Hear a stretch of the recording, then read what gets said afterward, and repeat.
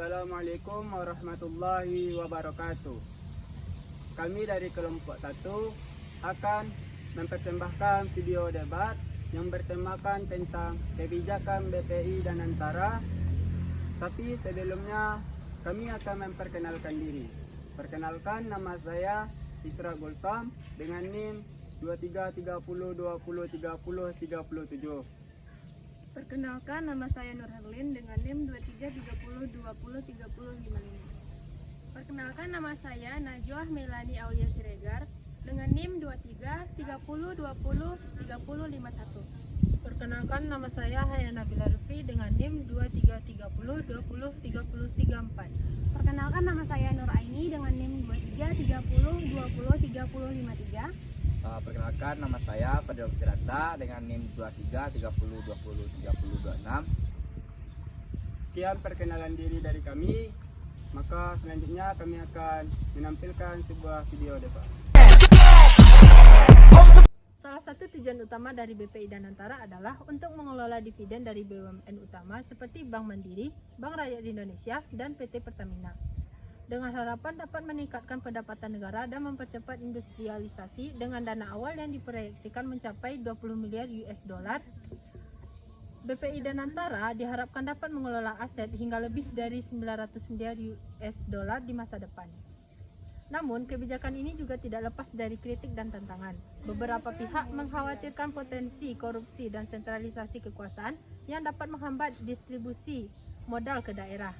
Oleh karena itu, penting untuk melihat dari berbagai sudut pandang mengenai kebijakan ini, baik yang mendukung maupun yang menentang.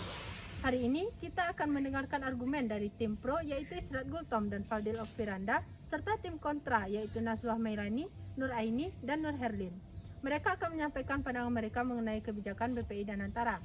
Tanpa berlama-lama lagi, mari kita lihat pandangan dari kedua tim ini. Bagaimana sih kebijakan BPI dan Antara ini? Jalan-jalan ke Padapa, tak lupa singgah di tepi kota. Perkenalkan, nama saya Isra Gultam. Dan saya Fadil Firanda. Kami dari tim pro akan melawan tim kontra. Perkenalkan, nama saya Najwa Melani Aulia Siregar. Perkenalkan, nama saya Nur Herlin. Perkenalkan, nama saya Nur Aini. Kami dari tim kontra akan menyanggah argumen dari tim pro.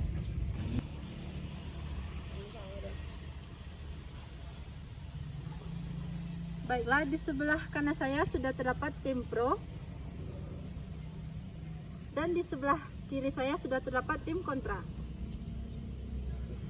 Baiklah, tanpa berlama-lama lagi, marilah kita mendengarkan argumen dari tim pro tentang kebijakan BPI dan Antara ini.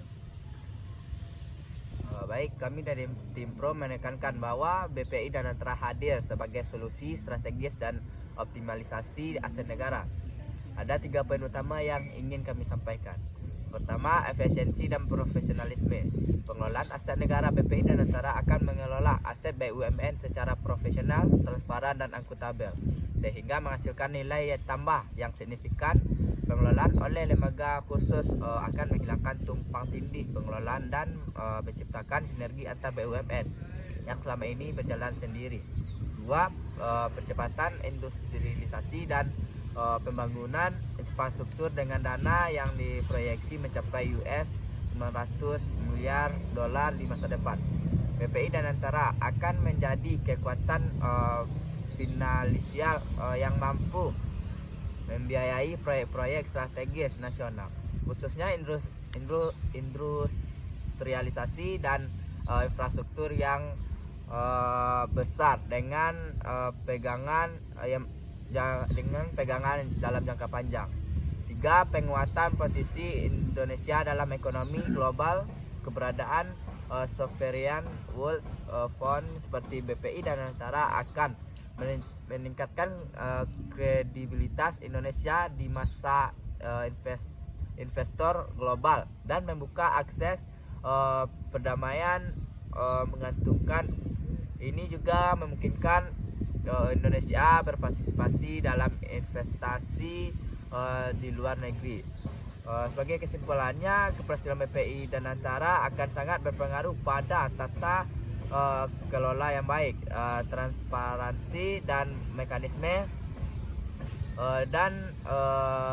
Jika pengawasan lemah, masyarakat Indonesia perlu terus mengawasi proses pembentukan dan operasional BPI Danantara untuk memastikan lembaga ini benar-benar berfungsi di masa yang akan datang bagi negara Indonesia. Waktu yang dihabiskan oleh tim pros selama 2 menit 8 detik. Selanjutnya kepada tim kontra untuk menyampaikan argumennya. Baiklah, kami dari tim kontra akan menyampaikan argumen kami tentang kebijakan BPI Danantara, yang dimana dinilai berpotensi melemahkan pengawasan lembaga negara seperti Badan Pemeriksaan Keuangan atau BPK dan Komisi Pemberantasan Korupsi atau KPK. Dengan pengelolaan aset BUMN yang diserahkan kepada Danantara, audit dan penegakan hukum tidak lagi dilakukan langsung oleh BPK atau KPK, melainkan oleh akuntan publik yang ditunjuk. Hal ini dikhawatirkan mengurangi transparansi dan akuntabilitas pengelolaan keuangan negara, sehingga membuka peluang meningkatnya praktik korupsi dan penyalahgunaan dana. Selain itu, kurangnya keterlibatan dan komunikasi yang jelas kepada publik menimbulkan ketidakpercayaan masyarakat terhadap keberadaan Danantara. Masyarakat merasa tidak mendapatkan informasi yang memadai mengenai penggunaan dana negara yang sangat besar, mencapai 400.000 triliun. Kejelasan ini memperburuk persepsi publik dan menimbulkan kekhawatiran bahwa pengelolaan dana tersebut bisa disalahgunakan tanpa pengawasan yang memadai, yang dimana pada akhirnya kepentingan negara dan rakyat. Dampak lain yang menjadi perhatian adalah perubahan status BUMN yang dikelola Danantara yang tidak lagi dianggap sebagai kekayaan negara yang dipisahkan secara langsung, dan hal ini berpotensi mengganggu penerimaan negara, bukan pajak atau PNBP dan dipindahan BUMN yang selama ini menjadi sumber pendapatan penting bagi APBN. Ditambah dengan momentum peluncuran Danantara yang kurang tepat di tengah situasi sosial politik yang sensitif. Keberadaan negara ini menimbulkan pro dan kontra yang kuat dan menimbulkan keraguan atas efektivitas serta manfaat atas panjangnya bagi perekonomian nasional. Waktu yang dihabiskan oleh tim kontra selama 1 menit 51 detik. Selanjutnya kepada pembicara kedua, tim pro dipersilahkan. Baik, kami dari tim pro. Mosi kita pada hari ini ialah kebijakan BPI Danantara. Jadi kami dari tim pro berargumen tentang yang pertama, kebijakan BPI Danantara mendukung maqasid syariah. Ada 3 hal. Yang pertama, tujuan utama hukum Islam atau maqasid syariah adalah menjaga agama, jiwa, akal, keturunan, dan harta. Lalu yang kedua, kebijakan BPI Danantara ini diarahkan untuk meningkatkan kesejahteraan rakyat melalui pembangunan ekonomi, strategis, dan pemberdayaan sumber daya alam yang termasuk dalam perlindungan harta. Lalu yang ketiga, dalam jangka panjang, ini membuka akses terhadap pekerjaan, pendidikan, dan peningkatan taraf hidup rakyat. Lalu yang kedua, tentang selaras dengan prinsip maslahah mursalah.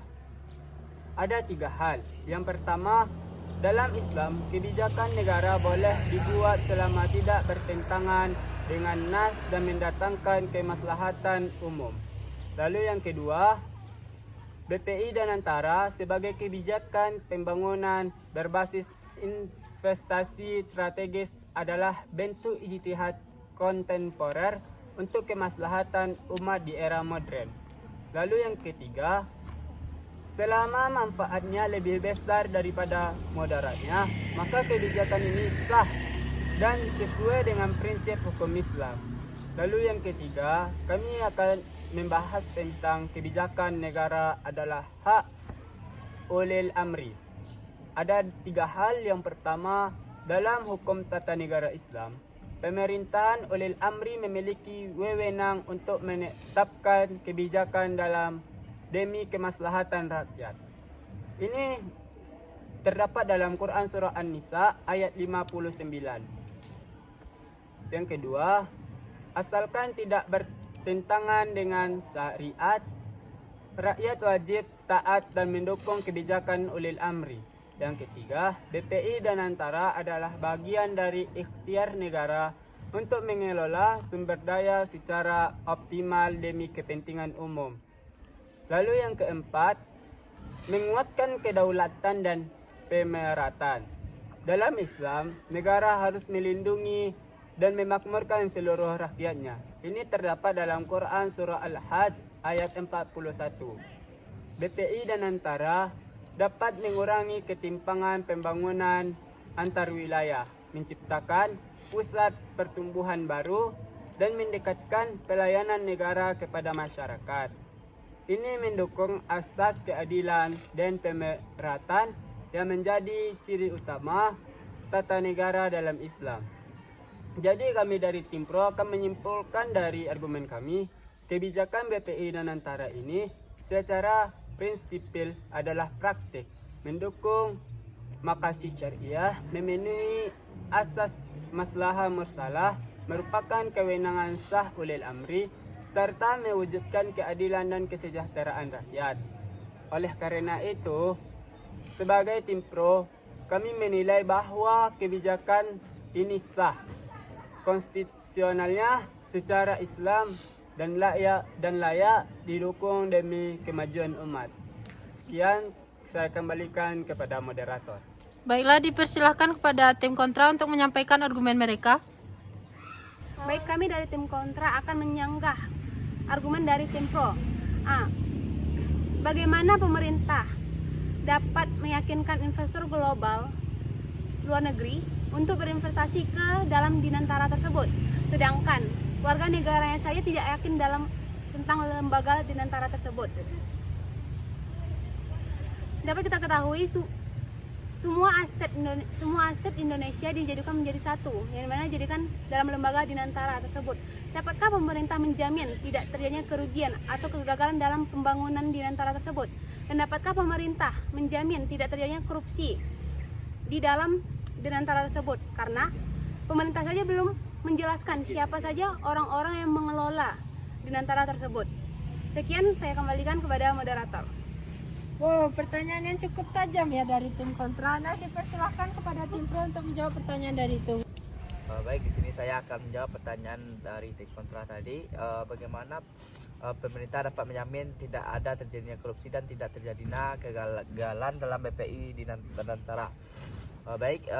Tidak ada pemerintah yang dapat memberikan jaminan absolut bahwa korupsi tidak akan terjadi atau kegagalan tidak akan dialami oleh badan usaha milik negara seperti BPI, yaitu Badan Pengawasan Internal dan Antara. Namun yang dapat dijamin adalah komitmen untuk membangun sistem pengawasan yang efektif. Yang perlu diperhatikan oleh pemerintah yaitu dapat memperkuat sistem checks dan balance, dapat memastikan independensi dan lembaga pengawasan seperti KPK, BPK, dan lain-lainnya. Transparansi melalui keterbukaan informasi publik dan pelibatan masyarakat dalam pengawasan secara signifikan dan mengurangi risikonya korupsi, baik internal maupun eksternal, serta digradasikan sistem keuangan dan mendeteksi penyimpangan lebih dini, reformasi berinstruksi dan peningkatan integritas pejabat publik melalui pendidikan anti korupsi dan penegakan sanksi yang tegas. Yang lebih realistis adalah komitmen pada perbaikan berkelanjutan dalam mencegah korupsi dan meminimalisir kegagalan, bukan memberikan jaminan absolut yang sulit dipenuhi. Sebab korupsi adalah masalah sistematik yang membutuhkan pendekatan komprehensif dan berkelanjutan. Baiklah, jawaban yang cukup baik telah disampaikan oleh tim pro. Dipersilahkan kembali kepada tim kontra untuk menyampaikan argumentasinya. Terima kasih moderator. Jika Dinantara mengalami kerugian, siapa yang akan bertanggung jawab? Apakah pemerintah, investor, atau masyarakat dengan menggunakan semua aset negara ke dalam satu badan? Risiko kerugian menjadi sangat besar dan dapat berdampak pada stabilitas ekonomi negara. Siapa yang akan mengelola Dinantara? memiliki rencana yang jelas untuk mengelola badan ini, bagaimana pemerintah dapat menjamin tidak akan ada korupsi di Nantara? Pengalaman dengan kasus korupsi di Pertamina menunjukkan bahwa pemerintah belum dapat mengelola BUMN dengan efektif. Masyarakat tidak yakin tentang di Nantara karena kurangnya inspirasi dan informasi tentang badan ini. Bagaimana pemerintah dapat meyakinkan investor global untuk investasi di Nantara jika masyarakat sendiri tidak yakin tentang badan ini? Apakah pemerintah siap menanggung resiko ini, mengelola di Nantara untuk menghindari kerugian dan korupsi? Dengan demikian, perlu adanya kejelasan dan transparansi tentang pengelolaan di Nantara dan jaminan pemerintah untuk menghindari kerugian dan korupsi. Sepertinya tim kontra tidak berhenti untuk terus menyerang tim pro. Baiklah, dikembalikan kepada tim pro untuk menjawab pertanyaan disampaikan oleh tim kontra. Baik, saya akan menjawab pertanyaan dari tim kontra. Bagaimana jika BPI dan Nantara ini mengalami kerugian? Maka jawabannya ialah jika kebijakan BPI dan Nantara ini mengalami kerugian, maka yang bertanggung jawab biasanya tergantung pada yang pertama, siapa pemiliknya. Apakah ini badan hukum berbentuk PT, koperasi, atau yayasan? Jika PT atau perseroan terbatas, misalnya, maka direksi bertanggung jawab atas kebijakan operasional, kecuali jika bisa dibuktikan bahwa kerugian itu di luar kesalahan mereka. Yang kedua, siapa pembuat kebijakan tersebut? Jika ada kebijakan tertentu yang salah, maka pihak yang menetapkan atau menyetujui kebijakan itu bisa diminta pertanggungjawaban baik secara internal maupun hukum. Yang ketiga, jenis kerugiannya. Yang pertama, jika kerugian itu karena kesalahan manajemen, maka direksi atau eksekutif yang bertanggung jawab. Jika kalau karena faktor eksternal, maka yang bertanggung jawab biasanya ada klausul atau perlindungan. Lalu yang keempat, kita harus mengetahui aturan dalam anggaran dasar AD atau RT ini. Kadang dalam dokumen resminya sudah diatur siapa yang bertanggung jawab jika terjadi kerugian. Jadi kesimpulannya ialah yang bertanggung jawab bisa pihak pengelola, misal direksi manajemen. Tergantung bagaimana aturan internal BPI dan Nantara dan bagaimana penyebab kerugiannya. Kalau mau lebih tahu atau sekian jawaban dari kami tim pro. Saya kembalikan kepada moderator. Alhamdulillah, rangkaian debat kita tentang kebijakan BPI dan Nantara telah selesai. Tadi kita sudah mendengar berbagai argumentasi dari tim pro dan juga tim kontra yang sama-sama memberikan pandangan kritis dan konstruktif. Tim pro menyoroti potensi besar BPI dan Nantara dalam memperkuat perekonomian nasional, mendorong industrialisasi, membangun infrastruktur, dan meningkatkan daya saing Indonesia di tingkat global. Sekaligus menegaskan bahwa kebijakan ini juga sejalan dengan prinsip-prinsip maqasid syariah. Sementara itu, tim kontra mengingatkan kita akan pentingnya kehati-hatian. Mereka menyoroti risiko besar seperti kemungkinan kerugian, korupsi, dan kurangnya transparansi yang bisa berdampak luas pada perekonomian dan kepercayaan publik. Dari debat ini, kita bisa melihat bahwa kebijakan apapun, termasuk BPI dan Nantara, harus dikawal dengan ketat, dijalankan dengan penuh transparansi, profesionalisme, dan integritas. Semua pihak, baik pemerintah, masyarakat, maupun investor, harus terlibat aktif mengawasi agar tujuan mulia yang diharapkan benar-benar tercapai. Terima kasih kepada semua pihak yang sudah berpartisipasi, baik tim pro dan juga tim kontra, maupun para penonton yang telah menyimak dengan antusias.